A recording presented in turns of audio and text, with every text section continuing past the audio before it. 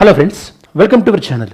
ఈరోజు వీడియోలో మనం మాట్లాడుకోబోతున్నటువంటి టాపిక్ వచ్చేసేసి మనం దేశవ్యాప్తంగా సంచలనం సృష్టించినటువంటి కుల్దీప్ సింగ్ సెంగర్ కేసు గురించి. ఓకే, దీన్ని పాపులర్గా కొన్ని అన్పాపులర్ రీజన్స్ వల్ల ఉన్నావ్ కేసు అని కూడా అంటుంటాం. ఈ యొక్క ఉన్నావ్ కేసులో ఇన్వాల్వ్ అయినటువంటి కుల్దీప్ సింగ్ సెంగర్ ఇతను మాజీ బీజేపీ పార్టీ యొక్క ఎమ్మెల్యే. తనకి ఢిల్లీ హైకోర్టు రీసెంట్గా తనకి బెయిల్ ఇవ్వడం జరిగింది, కండిషనల్ బెయిల్. మరి ఆ బెయిల్ని సుప్రీంకోర్టు ఏం చేసిందంటే ఆ బెయిల్ పైన స్టే ఇవ్వడం జరిగిందనమాట. ఓకే, సో సుప్రీంకోర్టు స్టే ఇచ్చినటువంటి సందర్భంలో మరి ఈ పర్టికులర్ టాపిక్ గురించి మనం డీటెయిల్గా డిస్కస్ చేయడానికి ట్రై చేద్దాం. యాజ్ యూజువల్ కానీ మన ఛానల్లో ఎప్పుడు డిస్కస్ చేసినట్టే ఫస్ట్ డీటెయిల్స్లోకి వెళ్ళే కన్నా ముందు అవుట్లైన్ ఈ వీడియోలో మనం ఏమేమి డిస్కస్ చేయబోతున్నాం. అలానే ఈ యొక్క యూపీఎస్సీ స్టూడెంట్స్ ఎవరైతే ప్రిపేర్ అయ్యే వాళ్ళు ఉంటారో, వేరే ఎగ్జామ్స్ ప్రిపేర్ అయ్యే వాళ్ళు, సిలబస్ లింకేజ్, దాని తర్వాత మనం డీటెయిల్లోకి వెళ్దాం. ఓకే, ఫస్ట్ ఆఫ్ ఆల్ ఈ పర్టికులర్ టాపిక్ వచ్చేసేసి మనకి ఉన్నావ్ రేప్ కేసు. ఉన్నావ్ రేప్ కేసులో కన్విక్టెడ్ అంటే శిక్ష పడింది ఎవరికి? కుల్దీప్ సింగ్ సెంగర్. ఈ పేరు గుర్తుపెట్టుకోండి. తను ఎక్స్ బీజేపీ ఎమ్మెల్యే. ఏ రాష్ట్రానికి చెందినటువంటి వ్యక్తి? ఉత్తరప్రదేశ్ రాష్ట్రానికి చెందినటువంటి వ్యక్తి. ఓకే, సో ఈ వీడియోలో ఫస్ట్ ఆఫ్ ఆల్ కాంటెక్స్ట్, సందర్భం ఏంటి, అలానే సుప్రీంకోర్టు మరి ఢిల్లీ హైకోర్టు ఇచ్చినటువంటి బెయిల్ పైన ఎందుకు స్టే ఇచ్చింది, ఏ రీజన్స్ చెప్పింది, మరి ఇక్కడ ఢిల్లీ హైకోర్టు ఏ రీజన్స్ వల్ల స్టే ఇచ్చింది, దాన్ని ఏ రీజన్స్ వల్ల ఆ స్టే అంటే బెయిల్ ఇచ్చింది, కండిషనల్ బెయిల్, ఆ బెయిల్ని స్టే ఇచ్చింది సుప్రీంకోర్టు అనేవి మనం డిస్కస్ చేద్దాం. దాని తర్వాత ఇక్కడ మనకి CBI argument before the supreme court. ఎందుకంటే సిబిఐ ఈ కేసుని ఇన్వెస్టిగేట్ చేస్తుంది కాబట్టి సిబిఐ ఏం చేసిందంటే ఈ యొక్క ఢిల్లీ హైకోర్టు ఇచ్చినటువంటి జడ్జిమెంట్ని అపీల్ చేయడం జరిగింది. అంటే ఇతనికి బెయిల్ ఇవ్వకండి అని చెప్పేసి సిబిఐ ఆర్గ్యుమెంట్ ఏం చెప్పిందో కూడా మనం చూద్దాం. అలానే ఇక్కడ మనకి ప్రైమా ఫేసి అంటే మనకి అంటే ఎలాంటి ఎవిడెన్స్ లేకుండా డైరెక్ట్గా చూడగానే మనం చెప్పేదాన్ని. ఓకే, ప్రాథమిక మనకి ఎవిడెన్స్ అంటాం కదా మనం, దాన్ని మనం ప్రైమా ఫేసి అంటారనమాట. దాని తర్వాత మనకి ఐపీసీ సెక్షన్స్ ఏవేవి ఇన్వాల్వ్ అయినాయి. ఈ పర్టికులర్ టాపిక్ వచ్చేసి మీకు జిఎస్ పేపర్ 1 లైక్ ఎందుకంటే ఉన్నావ్ రేప్ కేసు అనేది obviously women issues, children especially minor issues సంబంధించింది కాబట్టి, అలానే GS paper 2, GS paper 4 ethics, ఇలా మీకు examination point of view link చేసుకోవచ్చు మీరు ఏ ఎగ్జామ్ ప్రిపేర్ అవుతున్నా కూడా. సరే, context. Okay, first of all ఈ పర్టికులర్ కేసు గురించి నేను మీకు ఎక్స్ప్లెయిన్ చేయడానికి ట్రై చేస్తాను మీకు అర్థం కావడానికి. ఇదంతా కూడా మనకి 2017లో జరిగినటువంటి కేసు. 2017లో ఒక 15 years అమ్మాయి తనకి ఏదైనా జాబ్ ఇప్పించండి అని చెప్పేసి తన నియోజకవర్గంలో ఉన్నటువంటి ఎమ్మెల్యే ఎవరైతే ఉంటారో ఆ ఎమ్మెల్యే కుల్దీప్ సింగ్ సెంగర్ తన ఎమ్మెల్యే దగ్గరికి వెళ్ళడం జరిగింది. ఓకే, ఒక ఎమ్మెల్యే అంటే ఎంత బాధ్యతమైనటువంటి పదవిలో ఉండాలి. అండ్ ఒక ఎమ్మెల్యే అంటే ఆ నియోజకవర్గానికి ఒక తండ్రి లాంటి వాడు లేదా ఒక తల్లి లాంటి పొజిషన్లో ఉన్నటువంటి వ్యక్తి. ఎందుకంటే పబ్లిక్ ట్రస్ట్, ప్రజల నమ్మకంతోనే ఎక్కువ మంది ప్రజలు ఓటేస్తేనే కదా ఎమ్మెల్యే అయ్యేది. సో తన దగ్గరికి నాకు ఏదైనా జాబ్ ఉంటే ఇప్పించండి అని చెప్పేసి తను వెళ్ళడం జరిగింది because of the family conditions. ఆ అమ్మాయి ఏజ్ ఎంత? 15 years. ఓకే, తనకు జాబ్ ఇప్పించకుండా ఎమ్మెల్యే ఏం చేయడం జరిగిందంటే ఎమ్మెల్యే వేరే కొంతమందితో కలిసి ఆ అమ్మాయిని చాలా బ్రూటల్గా రేప్ చేయడం జరిగింది. ఇది చాలా అన్ఫార్చునేట్ ఇన్సిడెంట్, ఇంతకన్నా దుర్మార్గం ఇంకోటి ఉండదు. ఓకే, అండ్ రేప్ చేసిన తర్వాత తను సర్వైవ్ అయిపోయి తను కేసు ఫైల్ చేస్తే ఆ కేసును టేకప్ చేసేటటువంటి పరిస్థితి లేదు పోలీసులు. ఆబ్వియస్లీ మనం చూస్తుంటాం చాలా సందర్భాల్లో పొలిటికల్ ప్రెషర్ ఎలా ఉంటుందో అని చెప్పేసి ఇలా ఫైల్ చేసిన తర్వాత ఇక నాకు న్యాయం జరగదా, ఈ సమాజంలో యూపీ రామరాజ్యం అంటున్నాము, హిందువులం అంటున్నాం, హిందుత్వం అంటున్నాం, ఇదంతా కాదని చెప్పేసి తను అప్పుడు యూపీ సీఎంగా ఉన్నటువంటి, ఇప్పుడు యూపీ సీఎంగా కూడా అతనే అనుకోండి, యోగి ఆదిత్యనాథ్ ఆ యొక్క సీఎం నివాసం ముందు తనను తాను తగలబెట్టుకోవడానికి ప్రయత్నించడం జరిగింది, ఆత్మహత్య యత్నం చేయడం జరిగింది. అప్పుడు కానీ ప్రభుత్వం నిద్రమత్తులో నుంచి లేవలేదు. అప్పుడు ప్రభుత్వం ఫైనల్గా కేసు ఫైల్ చేసింది. కేసు ఫైల్ చేసి ఛార్జ్షీట్ వేసింది. తీరా ఛార్జ్షీట్ వేసిన తర్వాత ఒక 1 fine day యొక్క కోర్టులో కేసు నడుస్తున్నటువంటి సందర్భంలో ఆ అమ్మాయి యొక్క ఫాదరు వాళ్ళ రిలేటివ్స్ వెళ్తున్నటువంటి సందర్భంలో ఆ వెహికల్ ఏదైతే ఉంటుందో దాన్ని ఒక లారీతోని యాక్సిడెంట్ చేయించారనమాట. ఈ అమ్మాయి దాంతోపాటు ఒకరిద్దరు తన ఫాదరు వీళ్ళు యాక్సిడెంట్ నుంచి బయటపడ్డారు. రిమైనింగ్ రిలేటివ్స్ చనిపోయారు. అంటే ఒక ఎమ్మెల్యే పైన కేసు వేసిన తర్వాత అక్కడ ఎంత థ్రెట్ ఉంటుందో గ్రహించకుండా ప్రభుత్వం మినిమం సెక్యూరిటీ వీళ్ళకి ప్రొవైడ్ చేయలేదంటే ఇది ప్రభుత్వం జరిపినటువంటి హత్యనే అనొచ్చా లేదా? ప్రభుత్వం సహాయం లేకుండానే, యోగి ఆదిత్యనాథ్ సహాయం లేకుండానే ఇప్పుడు కుల్దీప్ సింగ్ సెంగర్ ఆ అమ్మాయి వాళ్ళ రిలేటివ్స్ని చంపించగలుగుతాడా? ఇంకా ఇక్కడ దారుణమైన విషయం ఏంటంటే ఆ అమ్మాయి వాళ్ళ ఫాదర్ని విచారణ పేరుతో పోలీసులు పిలిచి పోలీసుల కస్టడీలో ఆ అమ్మాయి వాళ్ళ ఫాదర్ కూడా చనిపోయారు. మరి ఇట్లాంటి సంఘటన మీ ఇంట్లో ఎవరికైనా జరిగితే ఎలా ఉంటుంది? ఓకే, సో ఇంత జరిగిన తర్వాత అప్పుడు ఫైనల్గా ఆయన పైన కేసు ఫైల్ చేశారు. 2019 అంటే సంఘటన జరిగిన తర్వాత 2 సంవత్సరాలకి 2019లో ఫైనల్గా ఈయనపై నేను కన్విక్ట్ అంటే ఈయనే దోషి అని తేల్చారనమాట 2019లో. ఓకే, ఏ కేసు ఫైల్ అయింది ఇతని పైన 2019లో? ఓకే, 2017లో ఈ ఇన్సిడెంట్ జరిగింది, ఉన్నావ్ కేస్. ఓకే, ఉన్నావ్ కేస్ 2017లో జరిగితే 2019లో ఇతను కన్విక్ట్ అయ్యాడు. 2019లో కన్విక్ట్. ఓకే, సో 2019లో కన్విక్ట్ అయిన తర్వాత సిబిఐ ట్రయల్ కోర్టు ఇవన్నీ కూడా అప్పటి వరకు జైల్లోనే ఉన్నాడు అనుకోండి. సో జైల్లో ఉన్న తర్వాత 2019లో ఇతన్ని ఏ చట్టం ప్రకారం కన్విక్ట్ అవ్వడం జరిగింది? పోక్సో చట్టం ప్రకారం, పోక్సో యాక్ట్. ఓకే, మీ అందరికీ తెలుసు, మైనర్స్ పైన ఎవరైనా సెక్షువల్గా అబ్యూస్ చేసినట్టయితే కనుక చాలా చాలా ప్రొవిజన్స్ ఉంటాయి అందులో. దాని ప్రకారం పోక్సో యాక్ట్ ప్రకారం శిక్ష పడుతుంది. ఓకే, సరే, పోక్సో యాక్ట్ ప్రకారము ఇతనికి అంటే యొక్క కుల్దీప్ సింగ్ సింగర్ ఇతనికి ఎలాంటి శిక్ష పడింది? Imprisonment for life. Okay, imprisonment for life, జాగ్రత్తగా వినండి, అంటే యావజ్జీవ కారాగార శిక్ష, imprisonment for life. So imprisonment for life ఏ కేటగిరీలో పడింది? ఏ కేటగిరీలో అంటే imprisonment for life aggravated sexual assaults. Okay, aggravated sexual assaults. Okay, ఈ కేటగిరీలో అన్నమాట. అగ్రవేటెడ్ సెక్షువల్ అసాల్ట్ అంటే ఏంటి అని మీ డౌట్ రావచ్చు. ఏంటి అంటే ఎవరైతే కనుక ఒక public authority, okay, public authority లేదా ఎవరైతే కనుక ఒక పబ్లిక్ సర్వెంట్ ఈ యొక్క సెక్షువల్ అఫెన్స్ చేస్తాడో అట్లాంటి అసాల్ట్ని అగ్రవేటెడ్ సెక్షువల్ అసాల్ట్ అంటారని చెప్పేసి. మరి పబ్లిక్ సర్వెంట్ అంటే ఎవరు అన్నప్పుడు ఇక్కడ వీళ్ళు ఇంక్లూడ్ చేసింది ఇప్పుడు మనకి హాస్పిటల్ స్టాఫ్. ఎందుకంటే మనకి మొన్న వెస్ట్ బెంగాల్ మెడికల్ కాలేజ్ ఇన్సిడెంట్లో కానీ, ఓకే, అంతకుముందు మనకి అరుణా షాంబా కేసులో హాస్పిటల్ స్టాఫ్ వల్ల సెక్షువల్ అఫెన్స్ అయింది కదా. దాంతోపాటు ఈ యొక్క police official like constable and SI కేటగిరీలో వాళ్ళు. ఓకే, అలానే ఈ యొక్క పట్వారీ లాంటి కేటగిరీ ఎక్సెట్రా కొన్ని పోస్టులు ఇచ్చారన్నమాట పబ్లిక్ సర్వెంట్ అనే కేటగిరీలో. ఓకే, ఎంత విచిత్రం అంటే వీళ్ళు ఒకవేళ ఈ పబ్లిక్ ఆఫీస్లో ఉన్న వాళ్ళు, ప్రభుత్వ ఆఫీసులో ఉన్న వాళ్ళు ఈ సెక్షువల్ అసాల్ట్ చేస్తే అది అగ్రవేటెడ్ సెక్షువల్ అసాల్ట్ కిందకి వస్తుంది అండ్ వాళ్ళకి ఇంప్రిజన్మెంట్ ఫర్ లైఫ్ వేయాలి. ఓకే, దాని ప్రకారం అతనికి పోక్సో యాక్ట్ ప్రకారం అంటే ఇంప్రిజన్మెంట్ ఫర్ లైఫ్ వేయాలి పోక్సో యాక్ట్ ప్రకారం. సో అతనికి ఇంప్రిజన్మెంట్ ఫర్ లైఫ్ విధించారు. ఇప్పుడు ఏం జరిగిందంటే ఈ యొక్క కుల్దీప్ సింగ్ సింగర్ ఇతను యొక్క ఢిల్లీ హైకోర్టులో అప్పీల్ చేసుకున్నాడు. ఓకే, ఢిల్లీ హైకోర్టు ఏం చెప్పిందంటే ఇతనికి కండిషనల్ బెయిల్ ఇచ్చింది. ఓకే, కండిషనల్ బెయిల్ ఎందుకు ఇచ్చింది? వై?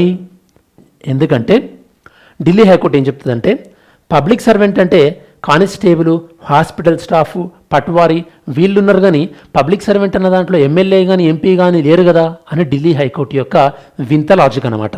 అంటే కానిస్టేబుల్ కానీ, పట్వారీ కానీ, హాస్పిటల్ కానీ స్టాఫ్ కానీ వాళ్ళు చేస్తే క్రైమ్ అయినప్పుడు ఎమ్మెల్యే, ఎంపీ ఇంకా వీళ్ళకన్నా ఎక్కువగా బాధ్యతగా ఉండాల్సిన వాళ్ళు చేస్తుంది క్రైమ్ కాదా? ఓకే, ఇందుకోసమే సిల్లీ రీజన్ అనమాట. సో ఢిల్లీ హైకోర్టు ఏం చెప్పింది? ఇందులో ఎమ్మెల్యే, ఎంపీ అన్న పదాలు లేవు కాబట్టి మేము అప్లై చేయము కాబట్టి ఇప్పుడు ఇతను ఎమ్మెల్యే కాబట్టి ఇతను చేసిన తప్పనేది అగ్రవేటెడ్ సెక్షువల్ అసాల్ట్ కిందికి రాదు. ఓకే, ఆర్డినరీ రేప్ కిందికి వస్తుందని చెప్పింది అనమాట ఢిల్లీ హైకోర్టు. ఏమంటారంట? ఆర్డినరీ రేప్ అంట. చూడండి అసలు సిట్యువేషను తప్ప కాదు. ఇక్కడ వీళ్ళు ఏం చూస్తున్నారు? ఓన్లీ డెఫినేషన్లో ఇక్కడ పేరు ఉందా లేదా అంటే వీళ్ళకి పదాలు ముఖ్యం తప్ప అసలు ఓవరాల్గా మనం చేసిన చట్టం స్పిరిట్ ఏంది, చట్టం యొక్క ఉద్దేశం ఏంది అని వీళ్ళు అర్థం చేసుకునే ప్రయత్నం చేసినా చేయరు. ఆర్డినరీ రేప్ ఏంది? నార్మల్గానైతే కనుక 7 ఇయర్స్ తర్వాత వాళ్ళు బెయిల్కి అప్లికేబులే. సో కాబట్టి ఇతను 7 ఇయర్స్ కన్నా అంటే 2017 నుంచి మధ్యలో దాని తర్వాత 19 నుంచి కంటిన్యూస్గా జైల్లో ఉన్నాడు. ఇతను మొత్తం 7 సంవత్సరాల 6 నెలల వరకు జైల్లో ఉన్నాడు కాబట్టి ఇతను బెయిల్ ఇవ్వచ్చు అని చెప్పింది. ఇంతకన్నా వరస్ట్ లాజిక్ అనేది ఉండదు. సో దీన్ని యొక్క సుప్రీంకోర్టులో అప్పీల్ చేయడం జరిగింది. సుప్రీంకోర్టు అప్పీల్ చేసినప్పుడు సుప్రీంకోర్టు ఇదే అన్నది, అసలు మీకు కామన్ సెన్స్ ఉందా అంటే ఈ వర్డ్ యూజ్ అయినప్పటికీ కూడా కామన్ సెన్స్ ఉందా? పబ్లిక్ సర్వెంట్ అన్నప్పుడు వీళ్ళే వచ్చినప్పుడు వీళ్ళకన్నా ఎక్కువ రెస్పాన్సిబిలిటీ ఉండాల్సినటువంటి ఎమ్మెల్యే, ఎంపీలు పబ్లిక్ సర్వెంట్ కాకుండా ఎందుకు పోతారు? వాళ్ళు కూడా పబ్లిక్ సర్వెంట్స్ అవుతారు కదా. మరి వాళ్ళు పబ్లిక్ సర్వెంట్స్ అయినప్పుడు వాళ్ళు చేసింది అగ్రవేటెడ్ అసాల్టే కదా. అట్లాంటప్పుడు వాళ్ళకి ఇంప్రిజన్మెంట్ ఫర్ లైఫ్ ఉండాలి కదా.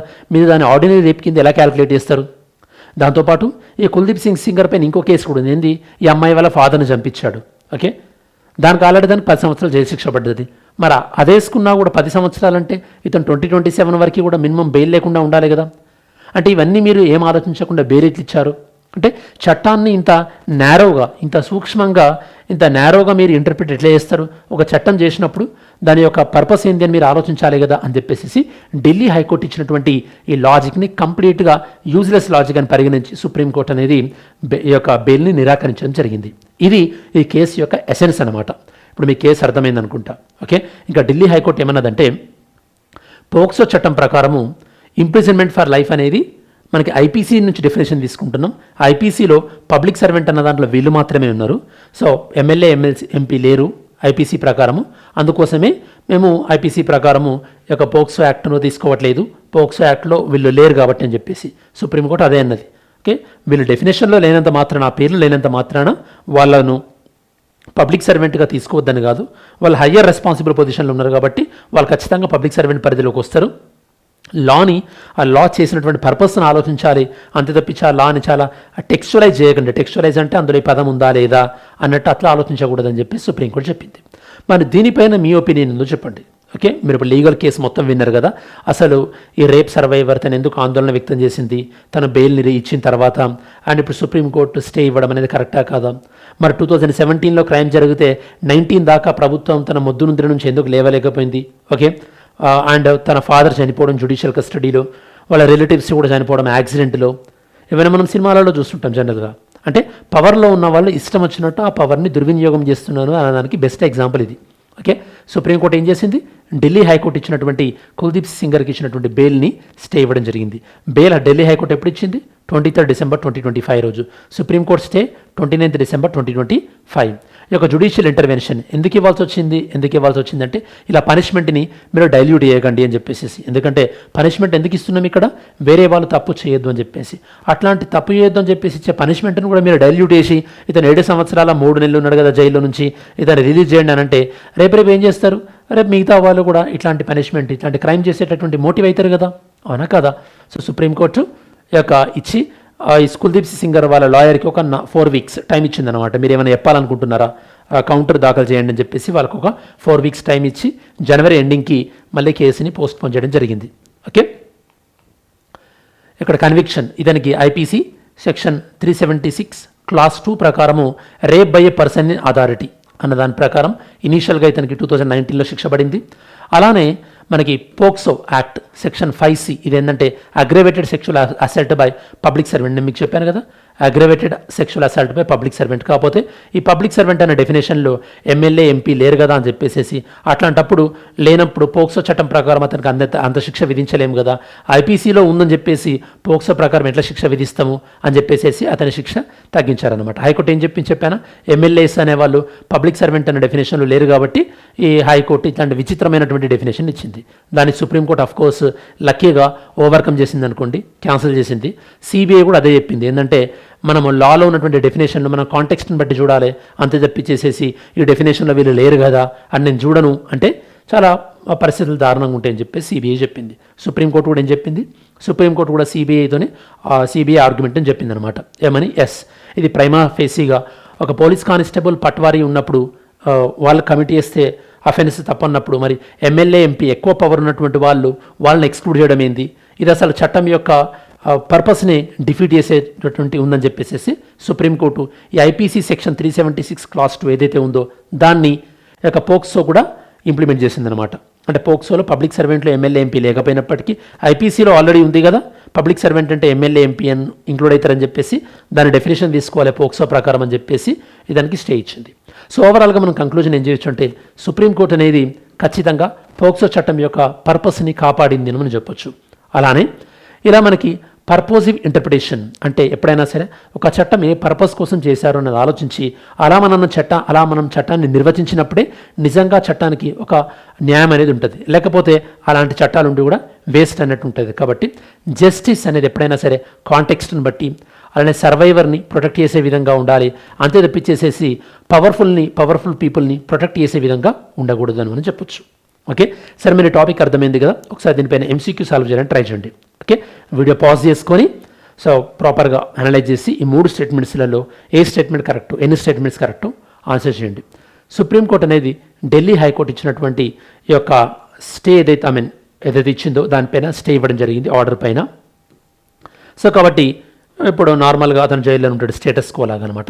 సెకండ్, ఢిల్లీ హైకోర్టు ఇతనికి ఇచ్చినటువంటి ఏదైతే బెయిల్ ఉందో అది ఎందుకు ఇచ్చింది అంటే కనుక ఒక పబ్లిక్ సర్వెంట్ అన్న కేటగిరీలో ఒక ఎమ్మెల్యే ఉంటాడు కాబట్టి దాన్ని కన్సిడర్ చేసి దానికి బెయిల్ ఇచ్చింది అంటున్నారు, ఇంక్లూడెడ్ అని చెప్పేసి. థర్డ్ వన్, ఇంప్రిజన్మెంట్ అనేది ఐపీసీ ప్రకారము సుప్రీంకోర్టు ఎందుకు ఇచ్చిందంటే కోర్స్ మనకి పోక్సోలో పబ్లిక్ సర్వెంట్ అనే డెఫినేషన్ లేకపోయినప్పటికీ కూడా ఐపీసీలో ఉంది కాబట్టి ఐపీసీ డెఫినేషన్ పోక్సోకు వర్తిస్తూ సుప్రీంకోర్టు అనేది స్టే ఇచ్చిందని చెప్పేసి థర్డ్ ఈ యొక్క స్టేట్మెంట్. ఈ 3 స్టేట్మెంట్స్లలో ఏది కరెక్ట్ అనేది ఆన్సర్ చేయడానికి ట్రై చేయండి. And mains question, judicial interpretation must advance the purpose of the social justice legislation rather than defeat. అంటే సమాజంలో ఆ చట్టం ఎందుకోసం చేసినామన్న దాన్ని ఉద్దేశించి జ్యుడిషియల్గా కమెంట్ ఉండాలి, జ్యుడిషియల్ ఇంటర్ప్రిటేషన్ ఉండాలని చెప్పేసి ఎస్పెషల్లీ సుప్రీంకోర్టు ఉన్నావ్ రేప్ కేసులో ఇన్వాల్వ్ అయినటువంటి సందర్భంలో దీన్ని critically examine the role of purposive interpretation in the criminal justice. అంటే పర్పోజివ్ ఇంటర్ప్రిటేషన్ అంటే మీనింగ్ ఏంది, ఆ చట్టాన్ని ఏ పర్పస్ కోసం చేశామో ఆ పర్పస్ కోసం ఇంటర్ప్రిట్ చేయాలి, డెఫినేషన్ ప్రకారం కాదు అని చెప్పేసి సుప్రీంకోర్టు యొక్క ఉద్దేశం అనమాట. దాన్ని దృష్టిలో పెట్టుకొని ఈ మెయిన్స్ క్వశ్చన్కి ఆన్సర్ చేయడానికి ట్రై చేయండి. సరే, మనం వీడియో చివరిలోకి వచ్చేసాము కాబట్టి ఈ వీడియోలో మెయిన్గా మనం డిస్కస్ చేసింది ఇన్నోవా రేప్ కేస్, దాని యొక్క టైమ్ లైన్ అండ్ ముందుగా ట్రయల్ కోర్టు 2019లో ఇచ్చినటువంటి జడ్జిమెంట్, అలానే Delhi high court observation, Delhi high court MLA ఎంపీని ఎందుకు ఎక్స్క్లూడ్ చేసింది అండ్ తన కండిషన్ ఎందువల్ల ఇచ్చింది, అలానే సుప్రీంకోర్టు దీన్ని ఓవర్ రూల్ ఎందుకు చేసింది, ఈ డీటెయిల్స్ అన్ని కూడా మనం డిస్కస్ చేయడం జరిగింది. ఓకే, ఇది ఈ పర్టికులర్ టాపిక్ పైన సమగ్రమైన విశ్లేషణ. ఐ హోప్ ఈ టాపిక్ మీకు వాల్యూ ఎడిషన్ లాగా ఉంది అనుకుంటున్నాను. మరి మీకు వాల్యూ ఎడిషన్ లాగా ఉంది అనుకుంటే కనుక వీడియోని లైక్ చేయడం మర్చిపోకండి, సో దట్ మన కంటెంట్ రీచ్ పెరిగే అవకాశం ఉంటుంది. అలానే సో మీరు ఏమైనా టాపిక్ సజెస్ట్ చేయాలన్నా కూడా కమెంట్ సెక్షన్లో ఇంక్లూడ్ చేయండి. Definitely I will make video on those topics.